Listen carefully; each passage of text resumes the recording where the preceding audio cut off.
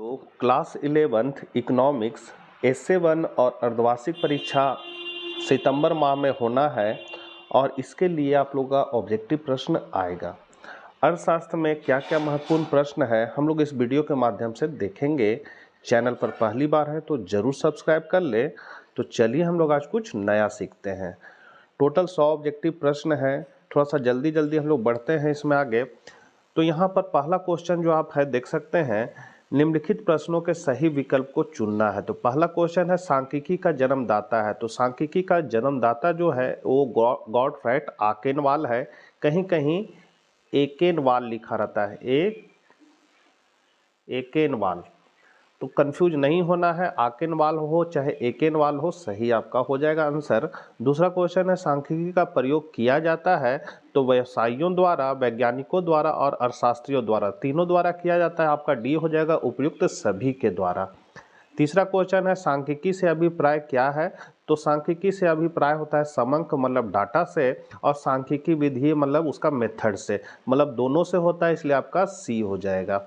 सारणी के प्रारूप है। तो सारणी के जो प्रारूप होते हैं वो सारणी की संख्या, शीर्षक का मुख्य टिप्पणी होती है, इसलिए आपका डी हो जाएगा इनमें से सभी।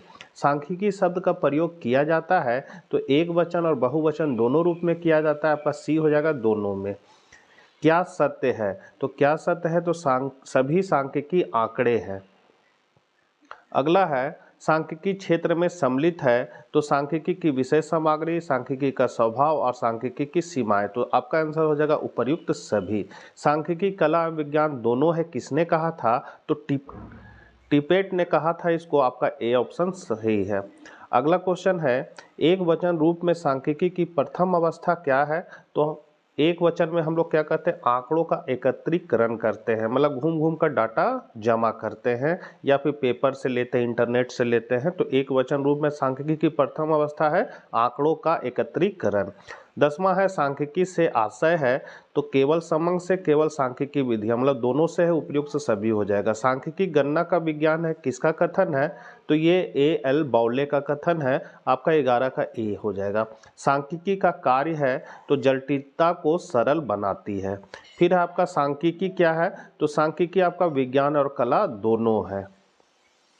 आधुनिक अर्थशास्त्र के पिता कौन थे अथवा अर्थशास्त्र का जनक कहा जाता है। तो अर्थशास्त्र का जनक एडम स्मिथ को कहा जाता है। 1776 ईस्वी में इन्होंने किताब लिखा था राष्ट्रों की संपत्ति और साधनों की खोज। इसको याद रखिएगा, ये भी ऑब्जेक्टिव में आता है। अर्थशास्त्र एक आदर्श विज्ञान है या किसका कथन है, तो ये कथन आपका पीगू का है। अर्थशास्त्र की दुर्लभता संबंधी परिभाषा के प्रतिपादक कौन है, तो दुर्लभता संबंधी परिभाषा के प्रतिपादक आपका रॉबिन्स है। एडम स्मिथ है जो धन संबंधी परिभाषा दिए थे, मार्शल जो है वो कल्याण संबंधी परिभाषा दिए थे, और सैमुअल्सन जो है वो प्रकट अधिमान सिद्धांत का परिभाषा दिए थे। तो यहाँ दुर्लभता संबंधी तो आपका रॉबिन्स हो जाएगा। सांख्यिकी शब्द का प्रयोग किया जाता है तो एक वचन और बहुवचन दोनों में, आपका आंसर सी हो जाएगा। सांख्यिकी का प्रयोग किया जाता है तो व्यवसायियों द्वारा, वैज्ञानिकों द्वारा, अर्थशास्त्रियों द्वारा, इनमें सभी हो जाएगा। प्रोफेसर पीसी महालनोबिस कौन थे, तो पीसी महालनोबिस जो है वो अर्थशास्त्री थे। द्वितीय पंचवर्षीय योजना जो 1950 में इसकी रूपरेखा शुरू हुई थी और 1951 में यह शुरुआत किया गया था। भारत में पंचवर्षीय योजना 1951 में शुरुआत किया गया था। तो जो द्वितीय पंचवर्षीय योजना है वो महालनोबिस मॉडल पर ही आधारित है। सांख्यिकी तो क्या है, तो आपका सांख्यिकी जो है वो तथ्यों को परस्पर तुलनीय बनाता है और जटिल तथ्यों को स्पष्ट करती है। तो आपका डी आंसर हो जाएगा। किसने कहा था अर्थशास्त्र धन का विज्ञान है, तो अभी जस्ट बताए थे एडम स्मिथ के अनुसार अर्थशास्त्र धन का विज्ञान है। सांख्यिकी माध्यों का विज्ञान है, यह परिभाषा किसने दी, अथवा सांख्यिकी गणना का विज्ञान है, यह कथन किसका है, तो इसका ए.एल. बाउले का कथन है। सांख्यिकी से आशय है तो केवल समक से केवल सांख्यिकी विधियां से, तो आपका सी आंसर हो जाएगा, ए और बी दोनों। अर्थशास्त्र विज्ञान एवं कला दोनों है, यह किसका कथन है, तो ये मार्शल का कथन है। अर्थशास्त्र की आधुनिक परिभाषा को किस नाम से पुकारा जाता है, तो विकास केंद्रित परिभाषा के नाम से पुकारा जाता है। सांख्यिकी का सामान्य महत्व क्या है, तो प्रशासन के लिए इसका महत्व है, व्यवसाय में महत्व है, और विज्ञान अनुसंधान, सभी हो जाएगा इसका आंसर। वेल्थ ऑफ नेशन पुस्तक के लेखक कौन है, तो वेल्थ ऑफ नेशन के पुस्तक के लेखक एडम स्मिथ है। 1776 में इन्होंने यह किताब को लिखा था।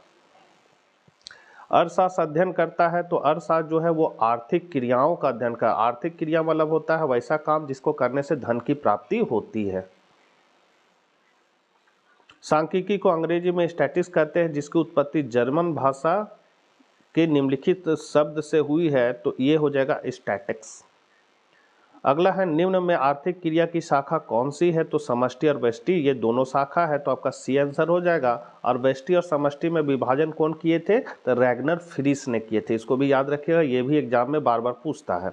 एडम स्मिथ की वेल्थ ऑफ नेशन कब प्रकाशित हुई थी, तो 1776 में प्रकाशित हुई थी। इस किताब का पूरा नाम है वेल्थ ऑफ नेशन, इस तो शॉर्टकट नाम है, हिंदी में हम लोग इसको कहते हैं राष्ट्रों की संपत्ति और साधनों की खोज, ए nature and causes of wealth of nation, ये आपका पूरा नाम है किताब का।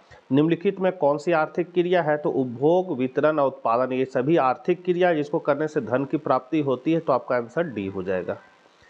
अर्थशास्त्र उद्देश्यों के बीच तटस्थ समान है। तटस्थ मतलब होता है जिसमें कोई बदलाव ना करना चाहे, जहां अस्थिर हो जाता है उसको तटस्थ कहा जाता है। किसने कहा, तो ये आपका मार्शल का कथन है कि अर्थशास्त्र उद्देश्यों के बीच तटस्थ समान है। फिर है अर्थशास्त्र सीमित साधनों का विज्ञान है, या किसका कथन है, तो ये रॉबिन्स का कथन है। अर्थशास्त्र धन का विज्ञान है, ये एडम स्मिथ का कथन है। अर्थशास्त्र भौतिक कल्याण का विज्ञान है, ये मार्शल का कथन है। और अर्थशास्त्र कल्याण का विज्ञान है, केवल कल्याण जिसमें हम लोग प्रकट कर सकते हैं अपने उपयोगिता को, तो ये सैमुअल्सन का कथन है। अर्थशास्त्र कल्याण संबंधी परिभाषा किस अर्थशास्त्री द्वारा दी गई, तो कल्याण संबंधी परिभाषा मार्शल द्वारा दी गई थी। 1890 ईस्वी में किताब का नाम था प्रिंसिपल ऑफ इकोनॉमिक्स।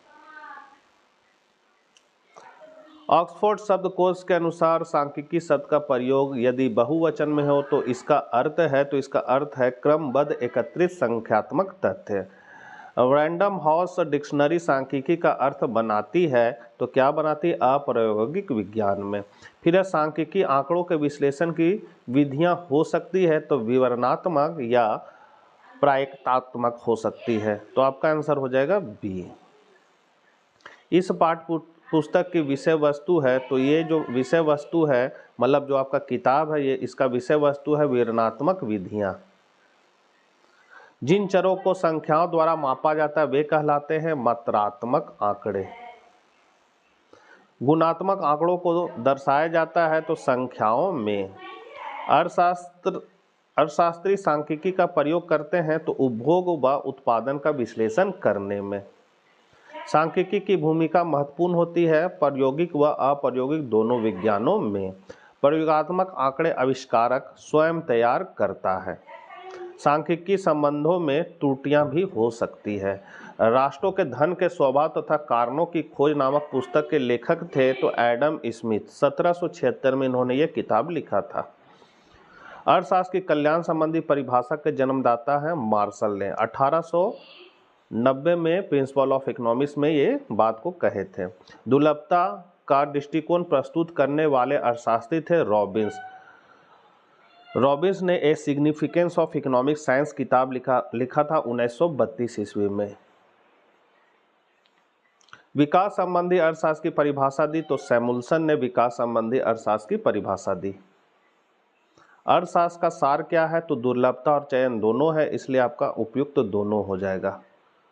दुर्लभता मतलब होता है आपके पास साधन सीमित है और आवश्यकता अनंत है, तो सीमित साधन से असीमित आवश्यकता की कैसे पूर्ति करेंगे, यही अर्थशास्त्र का सार है, जिसको दुर्लभता कहा जाता है। मतलब साधन सीमित होते हैं, और चयन मतलब आवश्यकता को जो हमको चुनना पड़ता है।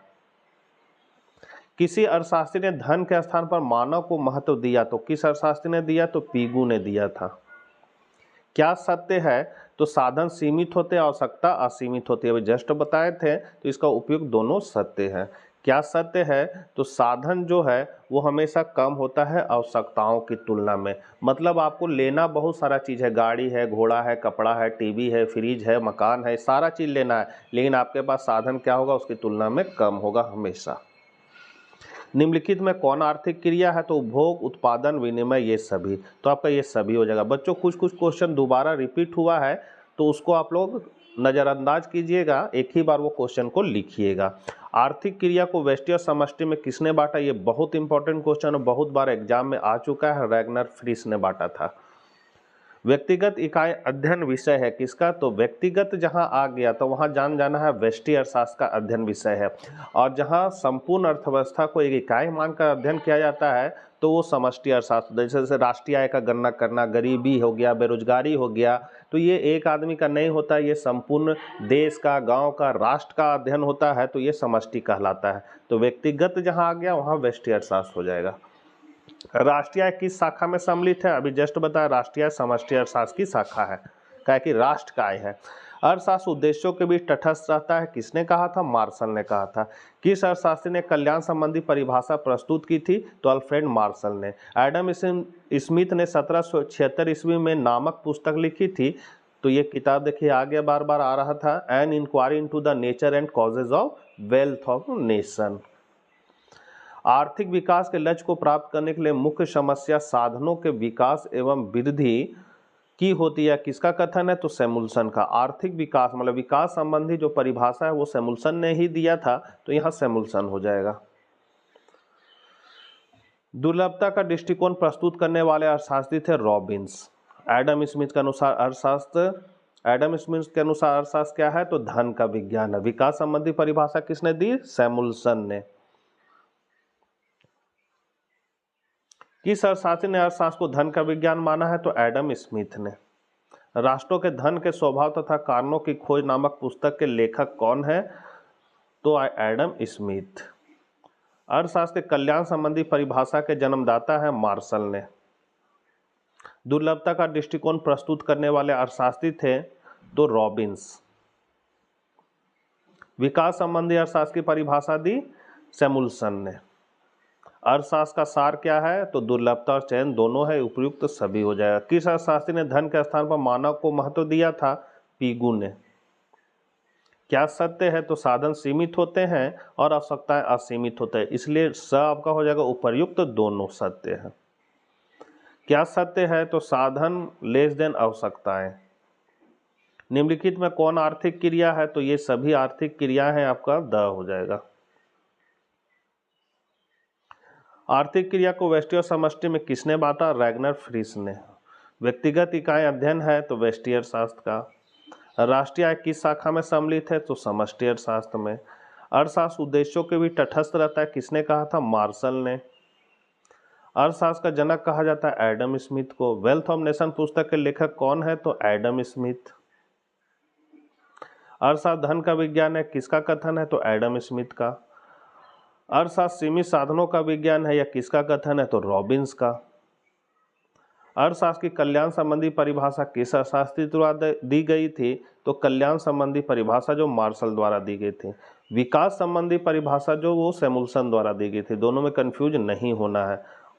किस अर्थशास्त्री ने कल्याण संबंधी परिभाषा प्रस्तुत की थी? तो अल्फ्रेड मार्शल ने। एडम स्मिथ ने 1776 ईस्वी में वेल्थ ऑफ नेशन मतलब an inquiry into the nature and causes of wealth of nation किताब लिखी थी। अर्थशास्त्र एक वास्तविक विज्ञान है, या किसका कथन है? रॉबिन्स का। अर्थशास्त्र एक आदर्श विज्ञान है, या किसका कथन है? तो पीगू का।